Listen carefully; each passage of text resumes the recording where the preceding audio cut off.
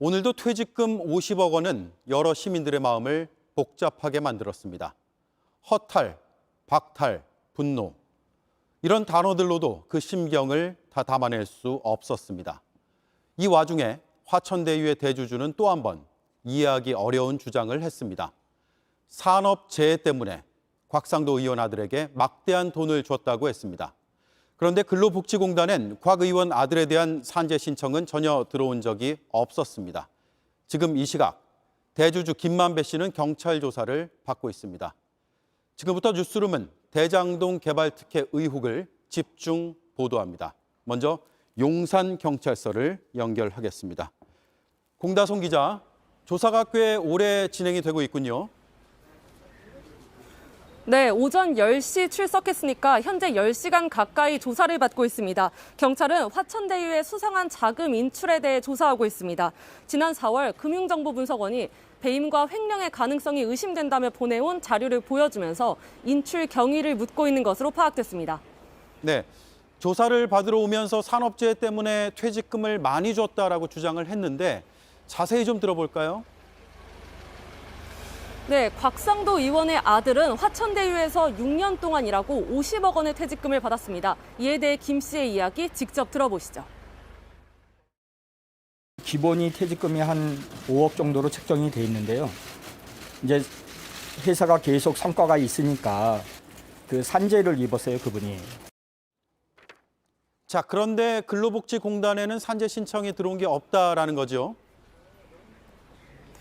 네, 맞습니다. JTBC 취재 결과 근로복지공단으로부터 산재 판정을 받진 않은 것으로 확인됐습니다. 근로복지공단 관계자는 화천대유는 산재보험에 가입은 돼 있으나 설립 이후 단 한 번도 산재 신청이 들어온 적은 없다고 설명했습니다.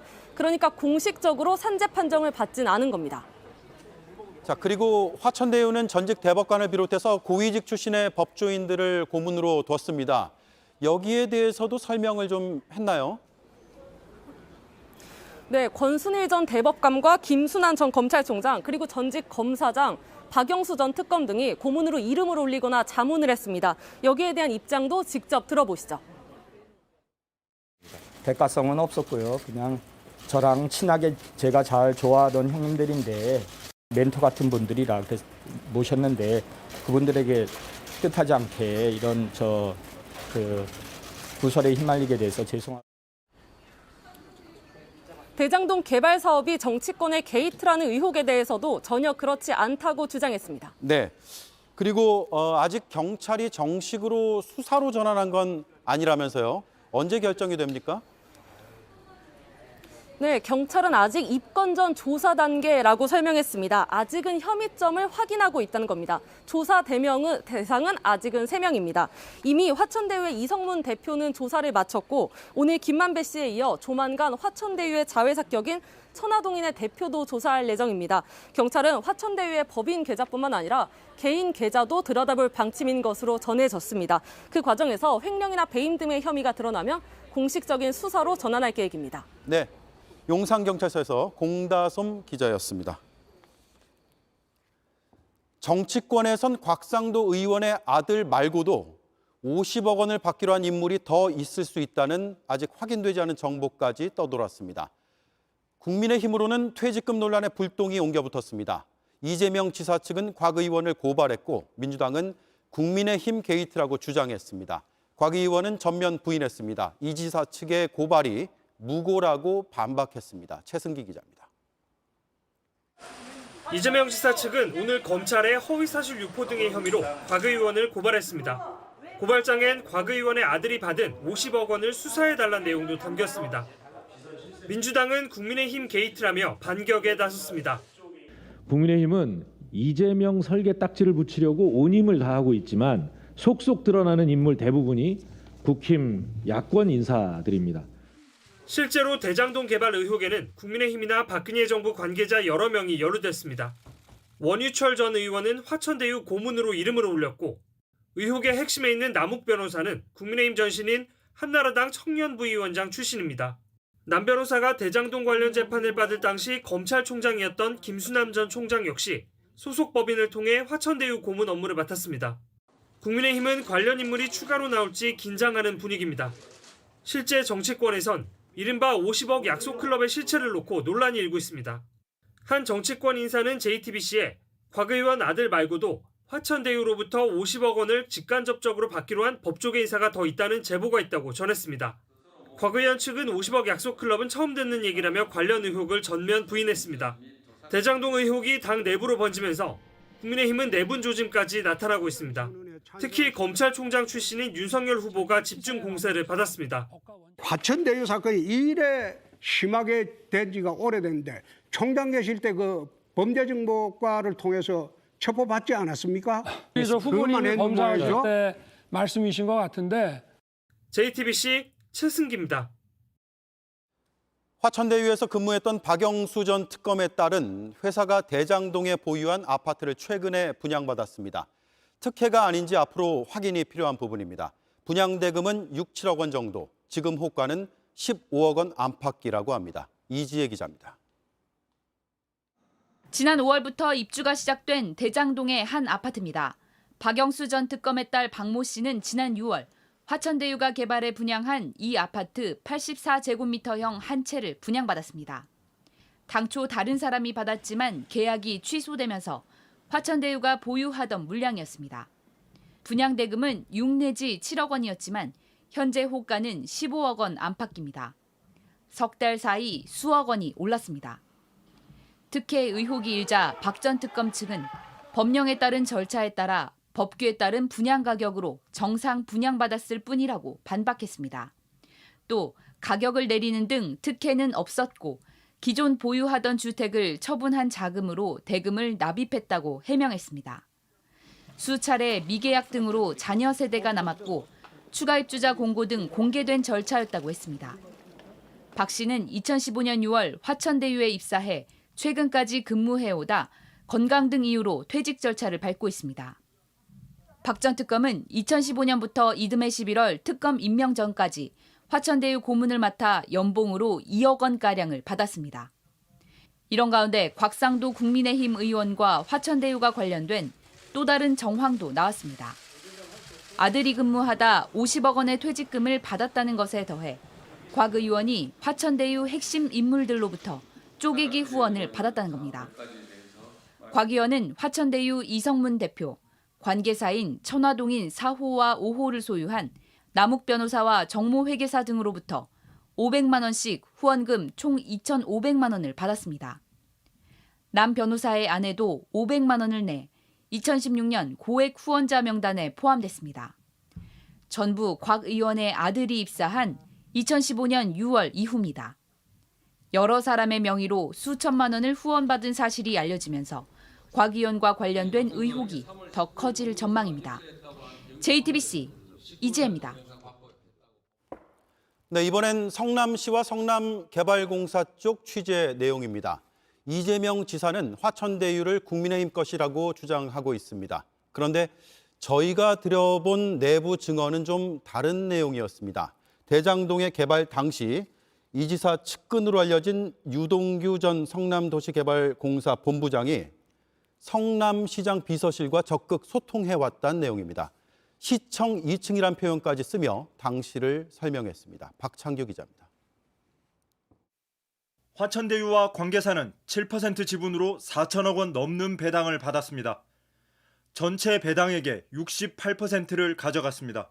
비슷한 시기 똑같은 민관 합동 방식으로 사업을 진행한 경기도 시흥 배고 신도시는 일정 수익이 넘으면 추가 이익을 민관이 나누도록 설계했습니다. 역시 민관 합동 사업인 위례개발은 적은 지분을 가진 공공부문이 민간보다 더 높은 비율로 배당금을 받았습니다. 대장동이 유난히 특혜 논란이 불거지는 이유입니다. 대장동 개발 사정을 잘 아는 내부 관계자는 당시 성남도시개발공사 유동규 본부장이 이런 이익 구조를 밀어붙였다고 주장했습니다. 실무자들이 민간 업체가 이익을 다 가져갈 수 있다고 반대했지만 부동산 얘기가 좋아져 버리면 금액이 늘어날 거 아니에요. 기본적으로 그걸 간판해야 된다고 보거든요. 묵살했다는 겁니다. 유 전 본부장은 비판 목소리나 다른 제안을 보고받은 적이 없다며 해당 의혹을 부인한 바 있습니다. 내부 관계자들은 유 전 본부장이 이재명 시장 측근인 정모 실장과 직접 소통하며 사업을 진행했다고 증언했습니다. 이동규 본부장하고 당시 시청 2층이라고 하는 시장실 정치실장이라고 했죠. 당시에 서로 이렇게 커뮤니케이션이 굉장히 잘된 거죠. 이른바 2층은 성남시 비서실을 지칭하는 은어입니다. 대장동 개발이 다른 사업 진행 과정과는 차이가 있었다고도 했습니다. 공사는 원래 담당 부서를 만나서 거기서 얘기가 되고 뭐 필요한 경우에는 시장이 승인을 받는 거였잖아요. 근데 거꾸로 된 거죠. 2층으로 바로 보내고. 유 전 본부장은 당시 대장동 개발 공공부문을 책임진 인물입니다. 시장 비서실과 적극 소통했다면 이익 배분 구조 등도 공유됐을 가능성이 있는 겁니다. 취재진은 해명을 듣기 위해 유 전 본부장과 정모 실장에게 통화를 시도했지만 닿지 않았습니다. JTBC 박창규입니다. 천화동인 4호의 소유주 남욱 변호사의 소개로 정모 변호사가 성남 도시개발공사에 지원했고 대장동 사업 계획을 담당했다는 소식 뉴스룸이 보도해드렸습니다. 공공부문과 민간부문의 메신저 역할을 했다는 의혹이 있는 인물인데 저희가 어렵게 접촉할 수 있었습니다. 정혜성 기자입니다. 정모 변호사는 2014년 10월 성남 도시개발공사에 입사했습니다. 남욱 변호사가 지원을 권유했고 바로 전략사업실장을 맡았습니다. 대장동 개발사업 공모 지침을 만들고 민간업체와 협약 체결 업무를 담당했습니다. 민간기업의 이익과 직결되는 업무를 맡은 겁니다. 정 씨는 천화동인 4호 소유주 남욱 변호사의 대학 후배입니다. 여러 차례 방문 끝에 결국 정 씨를 만났습니다. 남 씨 소개로 공사에 들어간 건 맞다고 했습니다. 술 먹다가 변호사 뽑는다더라. 지원해봐라. 진짜로 딱 그 한마디였어요. 하지만 대장동 사업 관련해서 남 씨와 논의한 적은 한 번도 없다고 주장했습니다. 남욱은 개발 사업에 대해서 아는 게 없어요. 뭘 알아서 상이에요. 사적으로 전화도 한 적도 없었어요. 그런데 남 씨는 대장동 사업뿐 아니라 위례 신도시 개발 사업에도 참여한 바 있습니다. 부동산 개발 사업 전문가입니다. 대장동에서도 지분 1.74%로 배당금 1,000억 원 넘게 가져갔습니다. 정 씨는 천화동인 4호 존재도 몰랐다고 주장했습니다. 대장동에서 돈 벌었다라는 건 알았는데 천화동의 4호라는 거는 이번에 알았죠. 민간업체의 이익을 몰아줬다는 의혹도 부인했습니다. 이게 결과론적으로 얘네가 돈이 많이 남을 걸 왜 예상 안 하는 장치를 했냐라고 했지만 아시잖아요. 부동산 가격이 갑자기 폭등한 이 사태를. 하지만 정 씨가 사업 이후 집필자로 참여한 논문엔 전혀 다른 내용이 담겼습니다. 성남시는 분양 사업 불패 신화를 이어가는 지역이며 대장동 역시 사업자 입장에선 분양 리스크 없이 사업이 가능하다고 쓴 겁니다. 사업 계획을 단 하루 만에 심사한 것을 두고 이미 준비가 되어 있었다는 다소 애매한 발언을 했습니다. 심사 하루 만에 답변 내고 이런 부분들은 개발처에서 이미 다 준비가 되어 있는 것 같더라고요. 정 씨는 당시 심사위원으로도 들어갔습니다. 그때 개발처들이 민간 사업자들, 예전에 대장동 사업을 하던 사람들과 막 연결이 돼 있어서 약간 혼탁하다는 소문들이 되게 많이 났었어요. 정 씨가 지목한 예전에 대장동 사업을 하던 사람들이 바로 남 씨입니다. 정 씨는 자신과 남 씨 사이 공모가 있었는지 여부는 수사로 밝혀질 거라고 했습니다. JTBC 정혜성입니다. 화천대유의 투자 자문사를 통해 종잣돈 300억 원을 댄 최기원 SK행복나눔재단 이사장과 관련해서도 저희가 더 깊게 취재해봤습니다. 수상한 거래가 있었습니다. 투자 자문사가 나중에 수익을 돌려받을 때 내야 할 세금 130억 원을 화천대유가 미리 대신 내줬습니다. 김영민 기자입니다. 화천대유에 빌려준 총 457억 원 가운데 351억 원을 투자 형태로 전환한 키넨파트너스의 지난해 감사보고서. 화천대유와 중간 정산을 하고 올 3월 원천징수세액 131억 원을 납부했다고 적혀 있습니다. 여기서 원천징수세액이란 투자소득을 내줄 법인, 즉 화천대유가 소득을 받을 법인 키넨파트너스를 대신해 미리 납부한 법인세를 뜻합니다. 대장동 개발에 따른 수익금을 돌려주지 못한 화천대유가 일단 세금부터 내준 것으로 보인다는 게 전문가들의 해석입니다. 하지만 수익금을 못 받은 키넨파트너스는 지난해 순손실 162억 원을 기록하고 결국 지난 6월 자회사였던 숙박업체에 합병됐습니다. 키넨파트너스에 1,000억 원 넘는 돈을 빌려준 최기현 SK 행복나눔재단 이사장 역시 이자는커녕 원금도 못 받았다는 입장입니다.